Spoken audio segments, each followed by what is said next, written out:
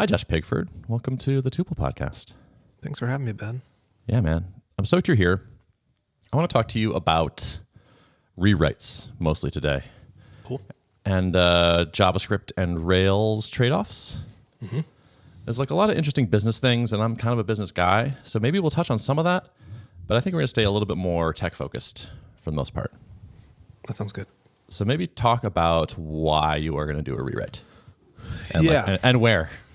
Sure. So I get background on what it is we're rewriting. So 2 years ago, well, further back, 3-ish years ago, I sold my previous company called Baremetrics. It's like a SaaS analytics company. And coming off that, I took, 6 months off from building anything after selling that. Really, I mean, technically I retired, had no intention of building anything. You were public with the numbers. It was 7 figures. Like yeah, you did I. Yeah. You were like, maybe I'm out. Maybe I'm just. Well, it's on paper, like that 4 million number that we arrived at was in part because like that was the number that I needed to not have to do other work. Yeah. Not that I wouldn't either way. But that's where that sort of left me when we started building Maybe, which is what we're rewriting now. Getting ahead of myself there, but like, so it's like I came off of Baremetrics, didn't have to build anything, but I found myself wanting to build this thing in part because of where I found myself financially, with like working with financial advisors and paying a lot more attention to money and not like completely blowing it on this acquisition. But coming off Baremetrics, I had not really written any code in a couple of years. Like tail end of Baremetrics, I think I had worked on that for the better part of 7 years. Early stage, like I started Baremetrics solo, built the first thing all by myself. I remember deep into So I mean that was a Rails. I mean that was about as vanilla as it got on Rails. And yeah, we were a customer pretty early. I think that's for right. Quite a while. That's right. Yep. And so, but like on the tail end of that, I was much more in this sort of management businessy role. Like I had not written any lines of code on Baremetrics in really years. I can empathize. So like when I had the idea for Maybe, which is like personal finance, wealth management software.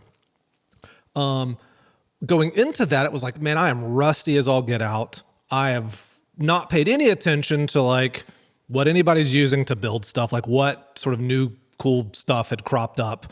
The most I had like looked into stuff was like we were having to figure out a lot of data back-end stuff with Baremetrics. So like I had paid attention to a lot of like database stuff and like what sort of tools were good for real-time analytics, but like I wasn't paying any attention to front-end stuff or whatever. So going into Maybe, I approached that as like I have no real expertise at this point on platforms or whatever. I really haven't done a lot of development. At the same time, it was also a very easy market to raise money in at the time. This is early 2021. Like money is just like flowing from every orifice. And like, it's so, this is also crypto's doing great. So like everybody's just like, someone take my money to like invest. So we relatively easily raised like over $1 million. And so my thought was like, well, let me just like build pre-revenue, pre-product, basically. Yeah. I mean, it was pre-product when we started raising. Okay. And you sold people on a doc. You're like, this is what we want to make. We had screenshots of like a mocked up UI and made like a really cool video for Republic for like essentially like a Kickstarter video kind of thing. And, Got it. Yep. Because we're doing a crowdfund type deal. Oh, and so my general feeling was like I'm going to just offload the tech side to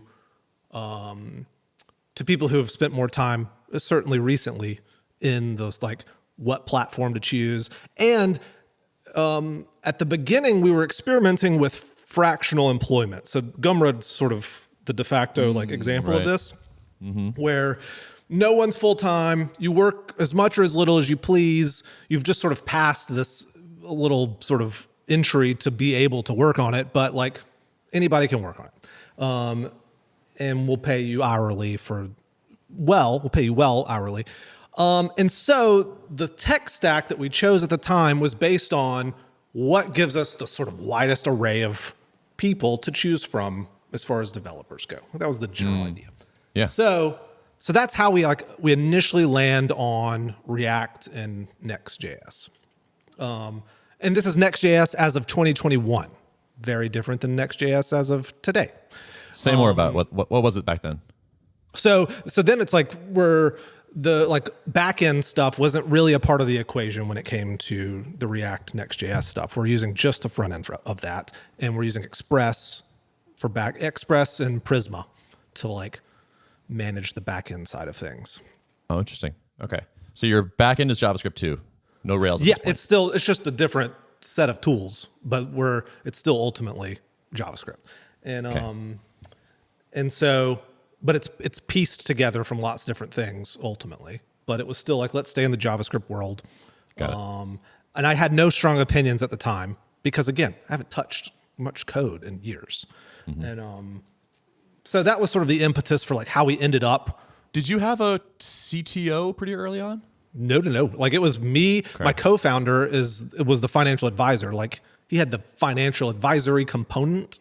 Like that's how we were. You were the tech co-founder, basically. I was essentially it, right? But I'm almost more manager of it versus doing any code writing. Yeah, sort of didn't have a technical. Almost didn't have I mean, kind of. You're technical yourself, but you were out of the game. Yeah, I'm I tech co-founder in the sense that like I can know what people are talking about and like keep the conversation moving forward, but like not enough expertise to like really make big decisions around that. Gotcha. You're a little bit more on the design side, right? I feel like you. That's my background. I went to Yeah. school for design, Okay. and my development chops are purely self-taught, and I only code by necessity. Like it's a means to an end. I don't do it because I love the craft at all. For what's worth, my perception of your design chops is that they're good. Well, thank you. Yeah, Barometrics was like a breath of fresh air design-wise when it came to SaaS metrics. Yeah. That was, it's, and ultimately hired people around that stuff, but it's like, I do feel like my brain is very visual. So like, that's how I convey, like I visually have to be able to convey any sort of solution to a problem, regardless of like code or otherwise. And so I'm always start on the visual side first before I approach anything else. But Gotcha. Okay, so you raise some money, you hire some people, they build out a fully JavaScript front end back end combo that does the core of what the product is supposed to do. Yes, and a substantial amount of functionality. I mean, we spent ultimately the better part of 18 months building out almost. I mean, realistically, it's like the code. If you look at the repo, it's like it's a monolithic repo, but it's got like 4 apps in it, and so there's a massive amount of functionality that was built out, but it was. And each app is like, you have like an advisor app, like for advisors interacting so with like clients, kind of thing. Because we're selling as part of your subscription, you get an actual advisor available to you, and so like that advisor needs to be able to look at your account and manage messages and videos and audio and like be able to see a quick overview of your finances, and so like we built all of that. Okay, and I can also go look at my net worth over time or something. That's right. So as a customer, you're tracking all your accounts in one place via data aggregators like Plaid. You're seeing your net worth. You've got all of your investment accounts that we're showing you historical performance of. You can benchmark that versus S&P 500 versus Bitcoin versus gold, like all these things. You can forecast like a sort of a retirement planner, like when can I retire, and like what does cash drawdowns look like, and like there's a ton of stuff in there. That was all built out. So it sounds like you built a lot. Was like the customer growth matching all the stuff you were building, or were you building way ahead of having people in it? We were way ahead of it. And I think like that was a sort of major misstep that ultimately led to us like the runway got too short to be able to support them, which is like why we ultimately shut it down last year. So you got away from the the casual employment thing and hired people on normal. Yeah. So very salaries? quickly, we had a team of 8 that was all You were full-time like, salaries. That doesn't work. We're doing real normal things. It's too much. I actually think it could work now where we're at because we've got this sort of foundation. My takeaway from it was the fractional employment did not work for starting something from scratch. Okay, that's There's plausible. just too many foundational decisions that have to be made that Totally. you almost can't even scope out that kind of stuff because there's a lot of like sort of exploratory stuff that has to happen.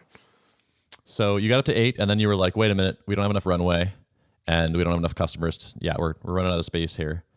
Yeah. So it's either we briefly explored rebuilding some of maybe like with some sort of more AI focus, like let me chat with my finances kind of thing. Like, like asking it about performance stuff, asking what did I spend most of my money on last month? Like the conversational side of things, which I thought was interesting. Like it was kind of fun to use. But again, like at the time, like, maybe an LLM will save this business. well, sure, right? Like this has got to work. Give for it me. a go, Totally. and Maybe not But we AI. had like, but we had reduced the team to 2 people. Like it was me and my co-founder. Sure. And like Why I'm not? just Go doing for everything it. at that point, right? Yeah, And yeah. I never took a salary from it. My co-founder's like very small amount, and And sorry, how far are you at this point? 18 months or so? 20 months? this would have been 2021. We were 18 months basically from the time that we like really got started on building. So like we ran the product as built for probably, I don't know, 3 or 4 months when we realized like, which a lot of people would say that's not nearly enough time to figure that out, which I agree, but that goes back to the runway thing. Like we just can't, if we've got 8 full-time salaries, there's not enough time, even if we start seeing growth, that growth wasn't going to be enough to cover 8 people full-time, and we would just completely run out of money, and then that's the end of the company, period.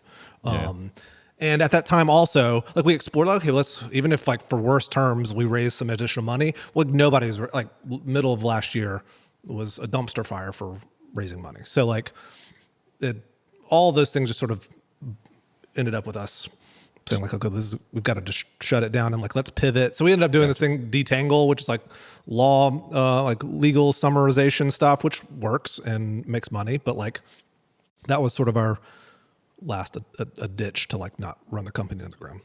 Do you wish you had like brought in customers at like month 6 or something? Good gosh, yes, obviously. Like, I mean, for sure. But how did it keep getting pushed out? Like we must have been thinking about that. Well, it was one of those things where, we would occasionally trickle in early testers, like a handful Unpaid? at a time. Like, yes, just, people who had been on our wait list. We had like 10,000 people on the early access wait list. And so I would just like tweet out anybody from that list, like interested and like kicking the tires on this thing. It's still rough around the edges. So we would get that. And then like what we would end up getting caught up on was the data aggregation from Plaid. So the feeling is, hey, I just connect Plaid. Plaid's already doing all the work to like standardize this stuff and it should just work. And the reality is it doesn't at all. Really? But they're a huge company. So they must be getting, what are you getting? Is it getting close?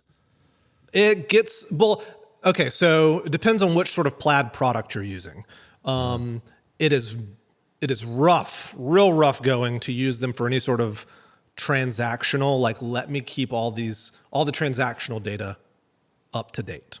So if it's just like, let me get the current balance of a bunch of bank accounts, fine, whatever. But if you're needing to like constantly ingest any transaction and then reconcile that to the balance, dumpster fire. And Why? What's the problem? Like every bank connection is awful and Plaid just can't, there's no way that the problem is almost not on Plaid's end. It's on the fact that every single bank has a different sort of protocol. And so staying on top of all that stuff is Is it like the bank changes the format of how they're showing transactions and Plaid can't update fast enough to like get you fresh data? correct. Kind of thing? Correct. Or the bank just, the bank also could be sending balance information separate from transaction data. And so again, it comes down to reconciliation of transactions to balances. And so, if there's a mismatch anywhere in that flow, the us on the end showing to the user is now showing inaccurate data. I see. So like, I think I have $100,000 in my bank account, but like the $50,000 transaction hasn't come through because it fell a little bit out of sync. And so you're telling me I have one thing, and then the transaction log shows me a different thing, and I'm like, what is going on here? That's right. And then sometimes that also, especially when you start talking about like transfers between accounts, when a checking and a savings, both could be, say, at like Wells Fargo, and it's the same connection. Plaid in theory should be able to tell us that it's a transfer, but they're not recognizing it as that, like, even though they say they have the ability to. So then we have to go and manually reconcile all this stuff. Do you think you could make a better Plaid, or is this problem just kind of intractable because of how heinous the situation is? I don't know that I could do. I don't know that I would. I'm not ready to make the claim that we could build a better Plaid. That seems wise. I'm not saying we wouldn't like make some efforts towards something, but like it's legitimately been a real dumpster fire. Seems like a hard problem. Anybody. Yeah. So it's not that I don't blame Plaid. My only sort of beef with Plaid is like their claims of like their ability to just solve all this stuff for you. Then you just can't. But what that sort of led us is like constantly chasing down edge case bank data stuff, trying to we got really focused on like, we want to be able to say that this is accurate.